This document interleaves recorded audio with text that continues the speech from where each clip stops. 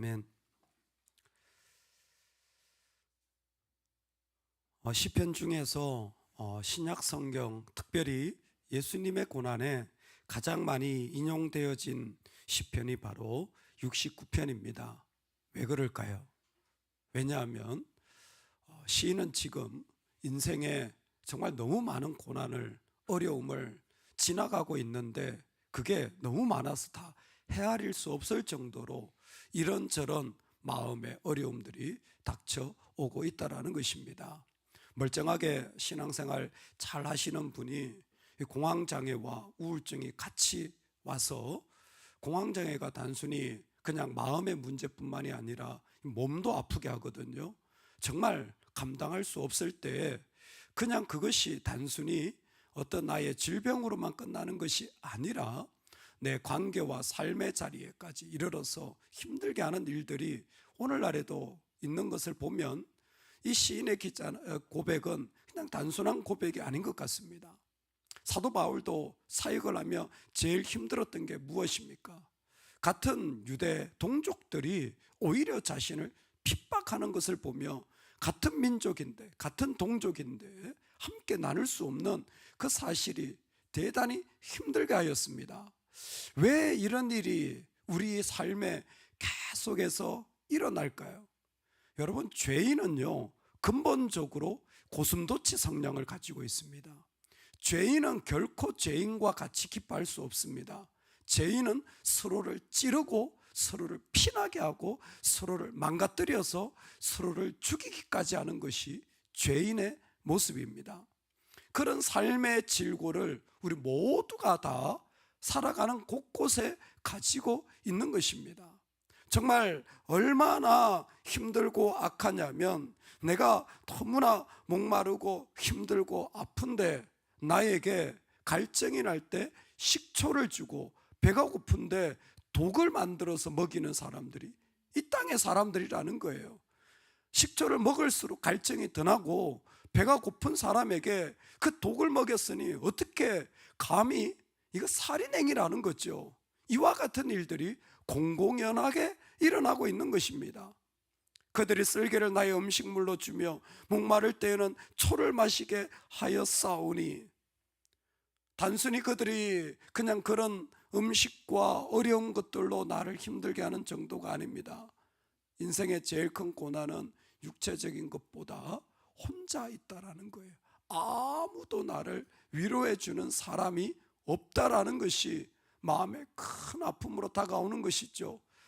함께 커피를 마시면서 손잡아 주면서 위로해 주는 사람이 한 사람도 없다라는 것, 그렇게 내 마음을 알아주는 사람이 없다라는 것, 비방이 나의 마음을 상하게 하여 근심이 충만하니 불쌍히 여길 자를 바라나 없고 긍휼히 여길 자를 바라나 찾지 못하였나이다. 얼마나 마음의 어려움들이 계속되고 있는데, 누구 한 사람 그렇게 나눌 수 있는 사람, 함께 마음을 그렇게 토로할 수 있는 사람이 그 가운데 아무도 없는 거예요. 가장 어려운 자리는 내 찢어지는 마음이 아니라 내가 그 가운데 함께 하려고 했지만 그럴 사람이 없는 거예요. 주님은 가난한 사람의 소리를 들으시는 분이시므로 갇혀있는 사람들을 모르는 채 하지 않으신다. 그때에 우리 주님은 우리가 다 아픔 당하는 것을 알고 계시는 하나님이신 것을 고백할 수 있으면 좋겠습니다. 우리 하나님은 모르는 채 하지 않으십니다. 우리 하나님은 그 자리를 다 알고 계십니다. 우리 하나님만큼은 그 자리를 다 알고 계세요. 왜요? 우리 주님이 그 자리에서 그 아픔을 경험하셨기 때문입니다. 우리 주님이 그 자리에서 바로 그 찔림을 경험하셨기 때문이에요. 그렇기 때문에 우리 주님은 아시는 것입니다. 사람들은 모르지만 우리 주님은 그 가운데 그 모든 사람 아픔을 받아주시는 분. 여호와는 궁핍한 자의 소리를 들으시며 자기로 말미암아 갇힌 자를 멸시하지 아니하시나니. 아멘. 사실 우리가 당하는 이 찔림의 자리를 당해보지 않으면 모릅니다. 경험해보지 않으면 알 수 없는 그런 자리들입니다.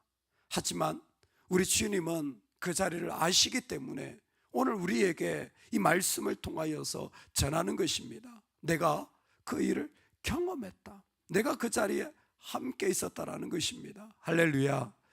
오늘 이 땅에 우리가 찔림받을 때마다 하나님이 우리 가운데 함께 하셔서 그 모든 자리를 아신다라는 것을 우리는 잊지 말아야 됩니다.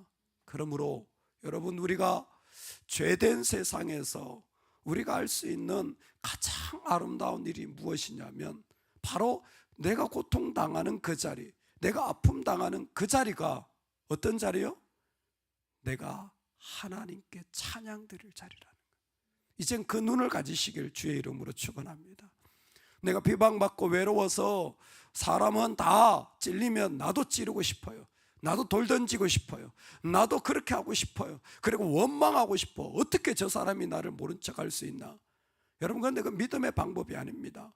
믿음의 사람은 그 자리가 내 하나님을 찬양할 자리예요. 그때 바로 우리가 드릴 수 있는 최고의 찬양을 하나님께 올려드리는 것입니다. 우리 다 같이 30절 말씀 같이 한번 읽겠습니다. 30절입니다.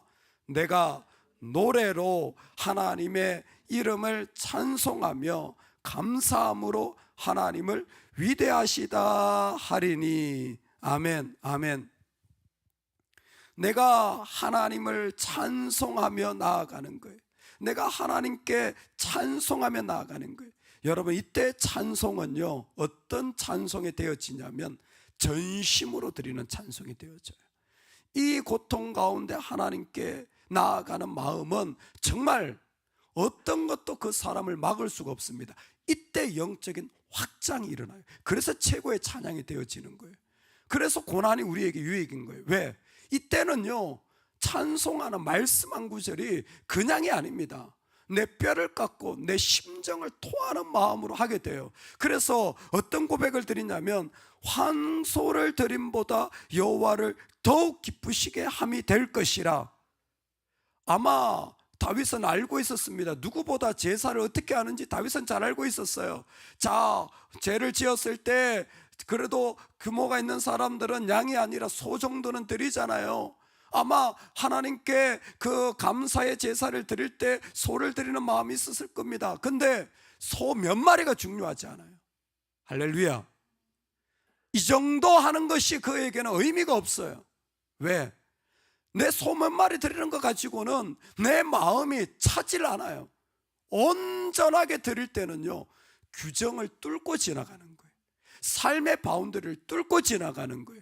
그게 바로 하나님이 우리 가운데 아마 아픔과 고난을 허락하시는 이유일 겁니다. 그 갈증나게 하고 그 독 같은 것을 나한테 먹이는 일들을 내 삶 가운데 왜 허락하십니까? 왜 아무도 없는 자리 가운데 나를 세우시는 겁니까? 왜요? 그 가운데 하나님이 함께 하시니까. 그 가운데 그 길을 주님은 아시니까. 근데 주님이 아셔서 뭐예요?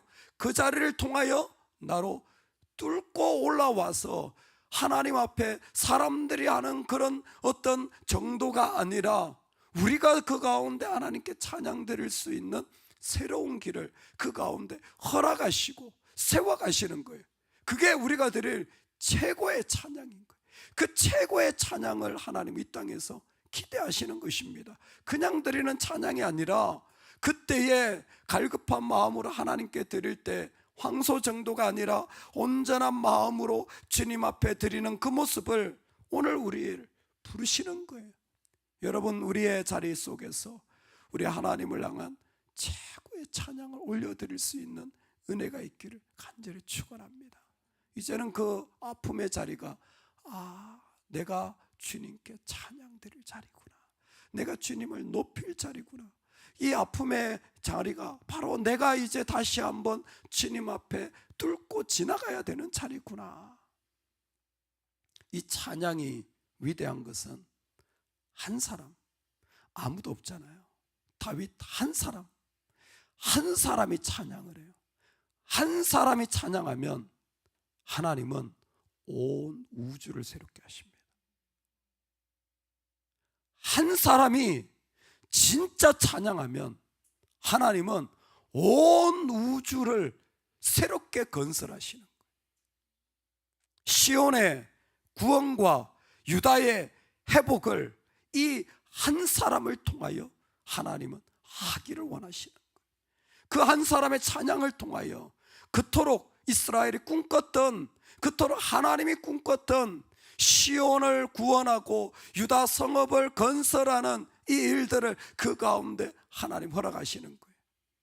요즘 말로 하면 하나님이 그 한 사람의 찬양을 통하여 정말 살아있는 공동체를 세워가시는 거예요. 가정 공동체를 세워가고, 교회 공동체를 세워가고, 열방 공동체를 세워가는 거예요. 그때 바로 이러한 공동체가 세워지는 거예요. 나는 아무도 없었으니까 아무것도 할 수 없다. 아니에요. 완전 착각입니다. 완전 인간적인 생각에 빠져 있는 거예요. 아무도 없기 때문에 내가 그때 하나님을 찬양할 때 그 자리를 통해서 그 황무지 같은 곳이 하나님이 찬양받으시는, 하나님의 영광 받으시는 놀라운 하나님의 땅으로 바꿔주시는 것이 우리 주님의 역사인 줄로 믿으시기 바랍니다. 그러니 우리의 시각은 완전히 달라요. 사람들은 그러기 때문에 어쩔 수 없다라고 말하지만 우리는 오히려 그러기 때문에 그곳에서 더욱 엎드려서 주님 앞에 나아가는 거예요. 그 아름다운 찬양을 드릴 때에 그 속에서 하나님의 백성들이 다시 일어나고 세워지는 것을 보게 되어지는 것입니다. 온 천지가 하나님을 찬양하게 되어지는 그 자리를 주님은 지금도 세우시는 겁니다. 무엇을 통해서? 십자가를 통해서. 십자가가 세워진 자리들마다 이 땅에 죽어진 자들이 일어나고 하나님 앞에 영광 가운데 나아가는 일들을 지금도 허락하여 주고 계신 줄로 믿습니다. 여러분, 우리가 살아가는 삶에는요, 참 안타깝게도 고슴도치같이 찌르는 일들이 계속해서 일어납니다. 계속해서 일어나요. 이순신 장군이 그렇게 훌륭한 장수가 되어서 그 전라도에 부임을 하게 되었을 때에 사람들이 맞이했습니까? 아니요. 삼도수군 통제사, 그 지역 전체를 관할하는 권세를 가지고 갔더니 모든 현장에 있는 장수들이 다 반대하잖아요. 똑같아요. 지금도 똑같아요. 내가 주님을 위해 섬기려고 하면 합력할 것 같죠? 반대예요. 가만히 있어주면 땡큐예요. 길을 쓰고 반대예요. 심지어 상관도 없는 정부 관료들까지, 그 똑똑하다는 유성룡까지 다 반대하고 일어납니다. 죽이려고 그래서 보냈던 사람을 다시 데리고 오잖아요. 다 알고 있잖아요. 그때 나라의 비상대책위원회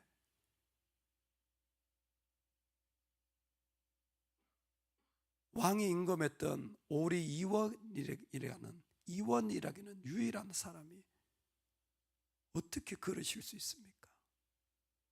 나라가 어려울 때 왕이 나를 임명한 것처럼 나도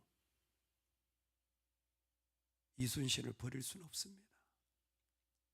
이원이 한 사람의 반대로 다시 이순신은 가게 되어져요. 여러분, 우리가 인간적인 의리 정도가 아니라 내가 하나님께 의리를 가지고 믿음으로 나아가면요, 믿음 있는 사람 붙여줘요. 같이 찬양할 사람 세워줘요. 같이 걸어갈 사람들을 하나님이 허락해 주십니다. 혼자인 것 같죠? 아니요. 하나님 곳곳에 얼마나 더 아름다운 하나님의 나라를 우리 가운데 숨겨놓고 함께 하시는지 몰라요. 나로도 갈 수 없었던 자리를 함께 걸어가게 하여 주십니다. 그러니 갈증나게 하고 독을 타서 먹이는 것에 집중하지 마시고 그 자리가 내가 주님을 찬양할 자리구나. 그럴 때에 하나님이 허락하여 주는, 나도 걸어가 보지 못했던 아름다운 우주적 회복이 일어나는 그곳을 믿음의 사람들과 함께 누리실 수 있기를 간절히